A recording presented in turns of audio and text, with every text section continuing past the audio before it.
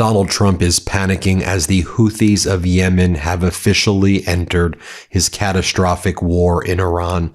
Last night, the Houthis lobbed ballistic missiles into Israel.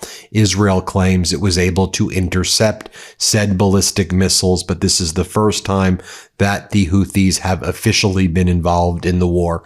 Previously, they've been waiting on the sidelines, stating that they're ready for Iran's order to activate them. The Houthis previously have been able to show that they could cause mass disruption of commerce in the Red Sea. We've been focused on the shutdown of the Strait of Hormuz by Iran, which now controls it with an iron fist. The Strait of Hormuz is in the Persian Gulf, right? That's where 25% of the world's oil essentially is exported from. But we should also be focusing on the Red Sea. There you have the Strait of Bab al-Mandab, and that area, if it were to be shut down by the Houthis, who previously demonstrated an ability to do that a few years back, that would cause additional catastrophic consequences for the global economy. And it seems that Iran was waiting for the ideal time in its response to the invasion by the United States and Israel to activate the Houthis. And the Houthis appear to be activated right now based on the ballistic missile attacks on Israel. We'll have to follow if the Houthis now seek to shut down the Strait of Bab al-Mandab. That would be absolutely catastrophic. In addition to the Houthis joining the war now in its official capacity, we also must report the tragic news about U.S. soldiers in Riyadh being seriously injured. Iran launched a successful ballistic missile strike against a U.S. military base in Riyadh. At least 12 U.S. soldiers were injured, 2 very seriously injured. We're going to be following what's happening there. And also, I think it's important to note that the Trump regime gives a lot of false information and they cover up a lot of the facts. So I would not be surprised if the severity of those injuries is even more significant and if there are even more American soldiers who have been injured. Like we were learning about an event now last week where 14 people from apparently that same base or a nearby base in Riyadh were injured. Unclear if they were American soldiers or the identity of them, but there were more injuries there. We know that the total injured American soldiers is now over 300, and that number may be low. And of course, the economic costs of this war are absolutely catastrophic. Billions of dollars being spent each day, while trillions of dollars have been lost here in the markets.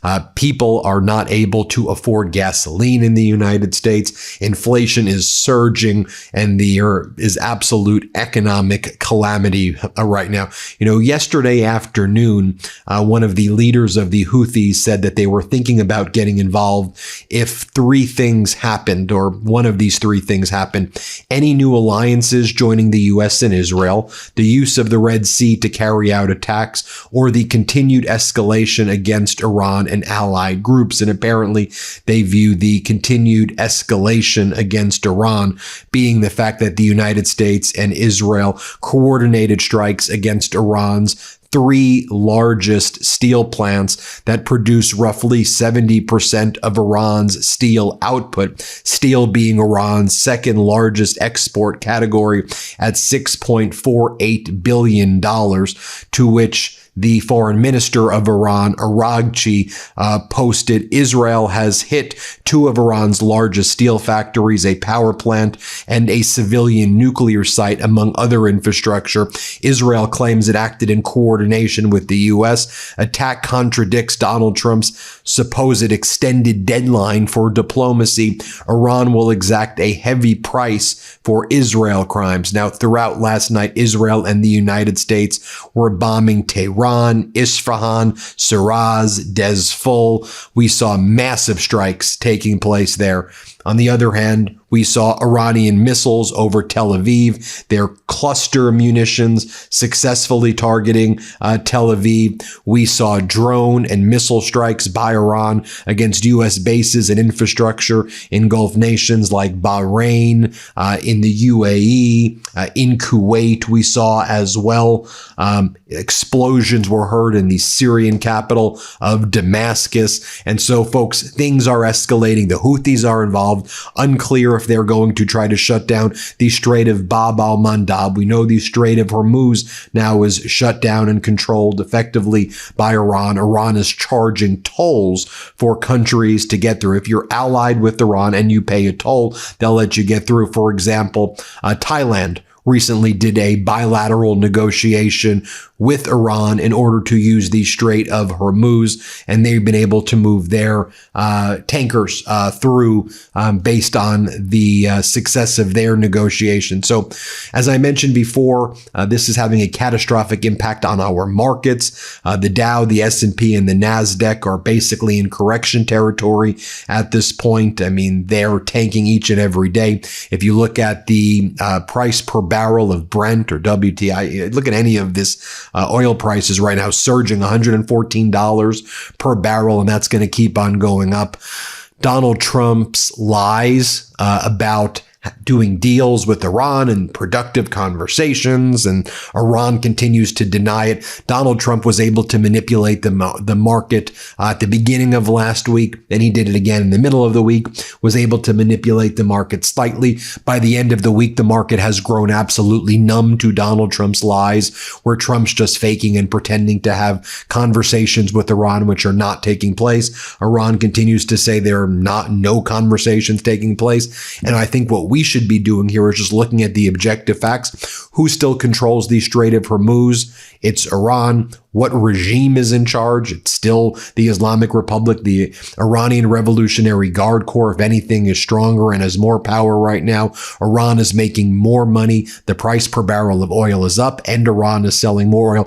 And the United States removed sanctions against Iranian oil. So if you want to just look at the objective facts here, Iran is in a stronger position, and Iran has put out their non-negotiables and their principles for a negotiation. Iran has said, we don't want to do any negotiations. We're not interested in talking to you. Don't send J.D. Vance over. We have no interest in speaking to you unless you will agree we can keep our ballistic missiles, because we're not going to talk reducing ballistic missiles. We're not talking reducing our production of Shahed drones. We want to have the opportunity now to enrich uranium in the future, so we're no longer agreeable to indefinitely removing enriched uranium. We want full reparations for all of the damages caused by this war. We want security guarantees that Iran and Iranian proxies, whether it's the Houthis or whether it's Hezbollah in Lebanon, will never be attacked by the United States and Israel.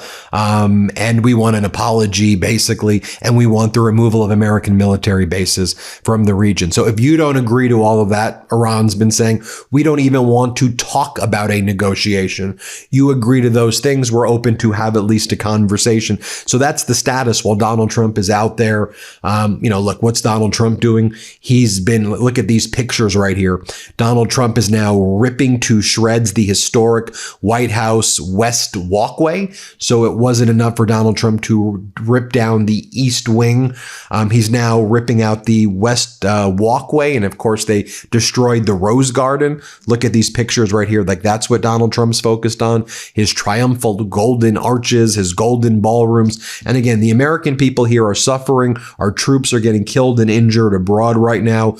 We're sending new ships apparently out there, in addition to the Marine Expeditionary Units, in addition to the 86th Airborne Division and the elite paratroopers, in addition to the USS Tripoli, the USS Boxer, and all these forces that are now amassing for a potential ground invasion of Karg Island and Iran. And now the Houthis are involved. We'll see what happens at the Strait there in the Red Sea. We're now also sending the USS George H. Bush aircraft carrier is going to be deployed to the Central Command area of responsibility. And again, unclear if one of the reasons that that's being brought there is that the USS Gerald Ford, it had to be repaired in Greece recently because there was a mysterious laundry fire that the U.S. alleges, which is strange, though, because Donald Trump during a speech also talked about Iranian drone swarms hitting a ship or one of their biggest ships. So Donald Trump said that, and that's where they claim there was a laundry fire. That's the official story, laundry fire. You want me to? I'll show you what Donald Trump talked about with at a speech that he gave. Yeah, Donald Trump was giving a speech last night in Miami at this financial conference where he made these like Saudi business people show up while the United States base in Saudi Arabia was getting hit by Iran, and at least 12 of our soldiers were getting injured. They were holding this quid pro quo financial conference thing, and just an unmitigated disaster, the unmitigated gall and the greed here. Here's what Donald Trump was saying about these like drone swarms that hit the ship, even though the official story is laundry fire. What's he talking about here? Here, play this clip. We knew there was a problem when we noticed at 1 o'clock in the morning, every 32 seconds, another airplane, a very fast plane, was coming off the deck of an aircraft carrier. That's actually the biggest aircraft carrier in the world. And every 32 seconds, boom, boom, boom. And it was 1 o'clock in the morning. So we said, okay, I think we're in trouble. But they were ready for us, Johnny. And we were ready. He said we were ready. And then they hit us. And they came from 17 different angles. They were here. They were there. We ran for our lives. It was over. And it was. Then Donald Trump continued to call the Strait of Hormuz the Strait of Trump. You can listen to it for yourself. Play this clip. They have to open up the Strait of Trump. Hormuz. Excuse me for this. I'm so sorry. Such a terrible mistake. The fake news will say he accidentally said, no, there's no accidents with me, not too many. And then Donald Trump was continuously attacking NATO. I'll show you Trump attacking NATO right here. But I think a tremendous mistake was when NATO just wasn't there. They just weren't there. It's going to make a lot of money for the United States because we spend hundreds of billions of dollars a year on NATO, hundreds of protecting them. And we would have always been there for them. But now, based on their actions, I guess we don't have to be, do we? Mr. President. That sounds like a breaking story, yes, sir. Is that breaking news? I think we just have breaking news. But that's the fact. I've been saying that. Why would we be there for them if they're not there for us? They weren't there for us. There was a G7 meeting that took place in France. I'll do a whole other video after this on that G7 meeting, which was attended by Marco Rubio. It was an unmitigated disaster. Kaja Kallas, the former president of Estonia, who's now the number 2 in the European Union. She's like the head of foreign policy and like the vice president, basically, of the EU. She started basically yelling at Rubio, what the hell are you doing in Iran? What the hell are you doing there? What are you doing with Russia? Why do you look so weak? Why are you removing sanctions? Like, what in the world are you doing? That apparently like Rubio was yelling back. And then Rubio told all the G7 members and all these NATO members, he's like, the Strait of Hormuz isn't our problem anymore. It's all of your problems at this point. After this, I'm going to play this clip for you. Rubio goes, after this war ends, we're all going to have to accept the reality that Iran has shut down the Strait of Hormuz. There's nothing we can do about it. So if you want to deal with it yourself, you deal with it. But the United States, we don't see this as our problem. Just think about the gall for Rubio to say, we don't see this as our problem. And Rubio essentially admitting defeat by saying, we're going to what? You're going to allow Iran to control the Strait of Hormuz? Just listen, just so you know I'm not exaggerating. Here's what Rubio says. You can listen to what Rubio says for yourself. Play this clip. We're talking about this. There are some in the Iranian regime that are going around saying that they want to make the Strait of Hormuz tolling thing. They want to make it permanent. That's unacceptable. The whole world should be outraged by it. We're impacted by it a little bit, but the rest of the world is impacted by it a lot more, including many of the countries represented today here at the G7.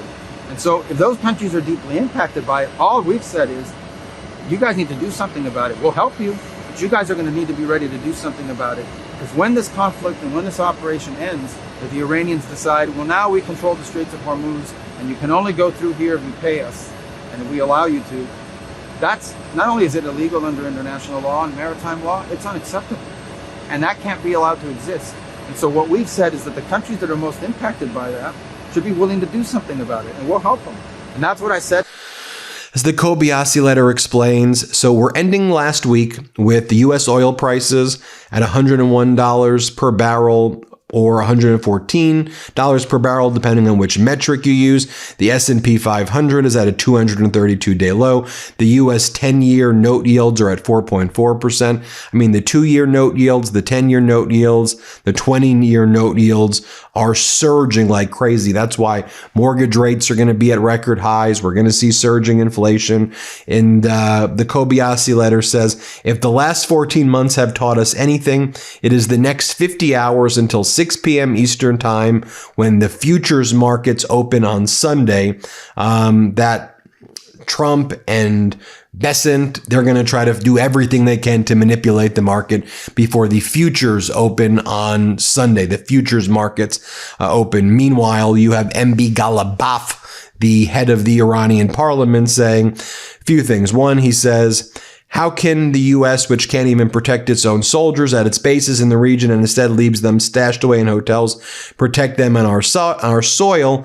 And then he also said that the markets are getting numb to all of Donald Trump's manipulation. And so as Donald Trump and his regime engage in these jawboning tactics, manipulating the markets, oil markets and otherwise, you have the anti-jawboning posts by MB Ghalibaf and others in Iran saying they're trying to manipulate the market, but at the end of the day, we control the oil. You may manipulate the paper. We control the oil is what they're saying. But folks, again, this is massive escalation with the Houthis getting involved. We're seeing the escalation play out with those strikes in Bahrain, in Kuwait, in Tel Aviv, then similarly U.S. and Israeli strikes in Tehran and Isfahan with the steel factories.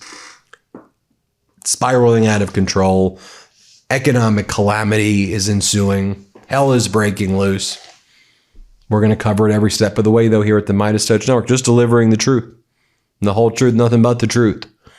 Hit subscribe, help us get to 7 million subscribers, and thank you so much for watching, everybody. New Meidas merch.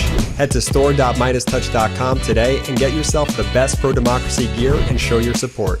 That's store.meidastouch.com.